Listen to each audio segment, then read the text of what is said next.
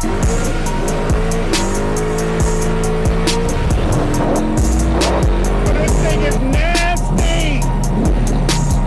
going on, guys? MrCleen back here with another video. I said there wasn't going to be another one, but I kind of lied. Actually, I didn't lie. Truthfully, I didn't know I was going to make another one, but I kind of had some extra time on my hands, and I felt like maybe give a little explanation about the last car that I built that led me to have the online personality, MrCleen. That car would be the 1993 vibrant white coupe with opal gray interior.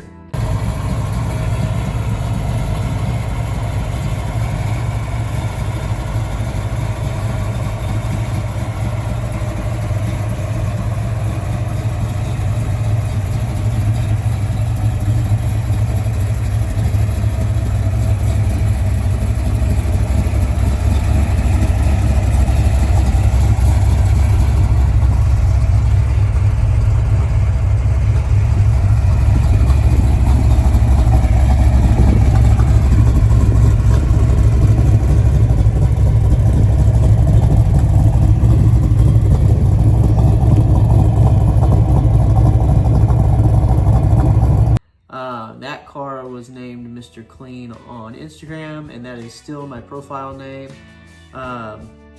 Essentially, starting from the beginning.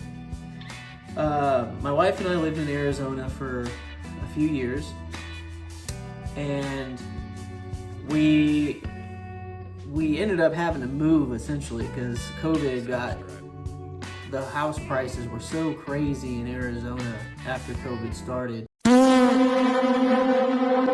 that my wife and I decided to move back where I'm from, which is Alabama. Alabama! Cost of living was significantly cheaper, which allowed me to be able to look for a project car. But I wanted to go above and beyond, like a whole new realm of cleanliness and just going the extra mile. Something that I hadn't had the privilege to do with a lot of my builds before, even though I really, really wanted to. So what sparked it was the fact that I had a 1992 notchback or coupe in Hawaii when I was stationed out there. And I did a few bolt-ons and had it built fairly, I guess you could say mild.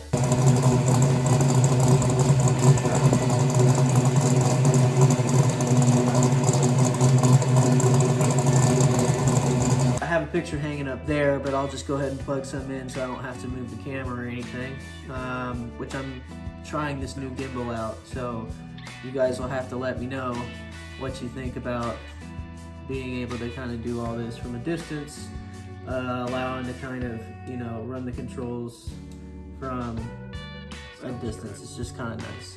So, getting back to the story, when I was back in Alabama and it sparked that urge to build another Mustang, I looked for this coupe in Hawaii on Marketplace, and I found it, and I wish I hadn't.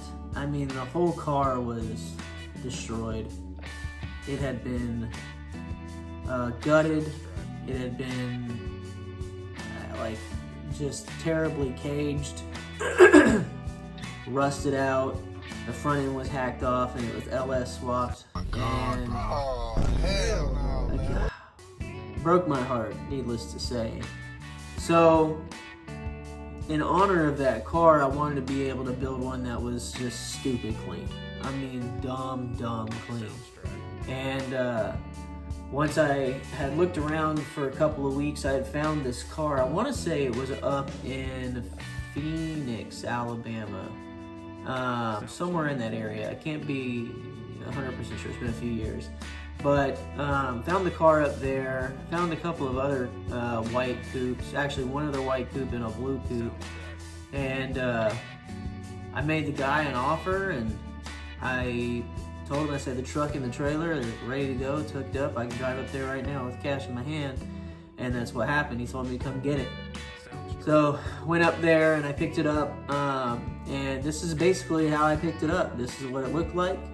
and it was a 347 with a V1 Vortex blower on it.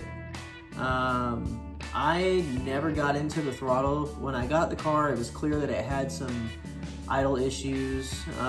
It was stumbling, and it just didn't seem healthy. The car sat under a carport for decades. Really, the guy rarely drove it, and I just didn't want to risk hurting the motor if it wasn't running right, especially if it wasn't getting enough fuel or spark wasn't, being delivered properly. So to avoid any possible detonation or a lean type of scenario, I just stayed out of the throttle. When I got home with the car, I put some fresh gas in it, hoping that would fix it, and it basically was kind of a waste of gas because I ended up just pulling the whole car apart.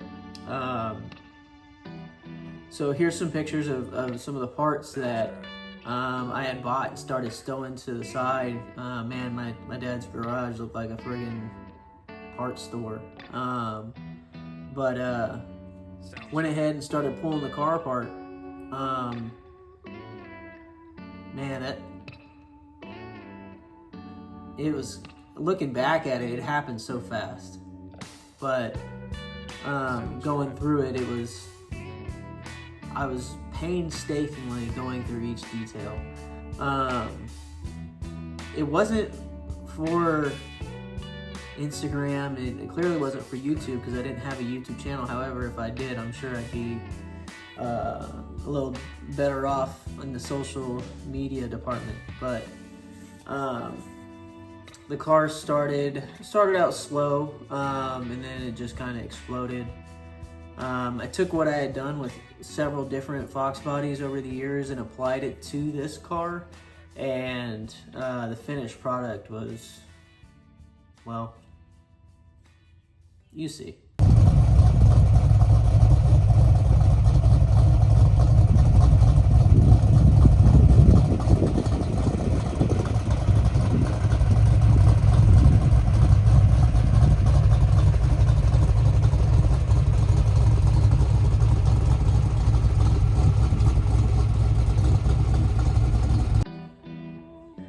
Now, don't get me wrong, the Capri is going to be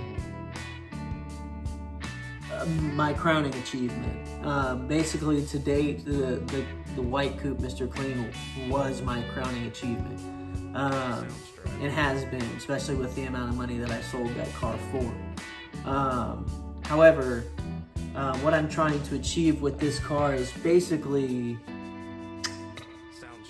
I mean, you're pushing the maximum limits of what a street car can be with this car, and I am trying to do it at the very definition of flawless in my garage. I mean, I understand that it's definitely possible. Don't get me wrong, it's possible, but it is painstakingly slow. And it is very expensive. So I know that when this car is done, man, it's gonna, as beautiful as the white coupe is and was, I'm really looking forward to the finished product of this Capri. It definitely motivates me because I knew to what extent I took my craft, like my craftsmanship on the white coupe, and I'm definitely trying to up that with the Capri. So looking forward to the finished product, like I said already, but I'm also looking forward to what I learn along the way, which I've already learned a good bit, and what I'll continue to learn, especially with racing the car. I didn't ever race the coupe, it was a street car. I may have played on the street a little bit, but I never raced anybody with it. It was just for me, to remind myself what I could do and what we can all do if we're given enough time and if the funds are there. So yeah, that's a little bit about the coupe, and that's kind of where the name came from. And what I decided to, you know, make it part of my business logo and my online personality. So that's just a little bit more about me, where that came from, and the white coupe. If you're interested in seeing any more of those in-depth pictures and details from that build, please stop by my Instagram, MrCleen Built, clean with 2 E's. I don't want to get a cease and desist letter from the Maze company. And my name, Edgar Negron, on Facebook. We'll definitely have a lot more pictures in there. So thank you guys. I appreciate it. Like, comment, subscribe. I'll see you next time.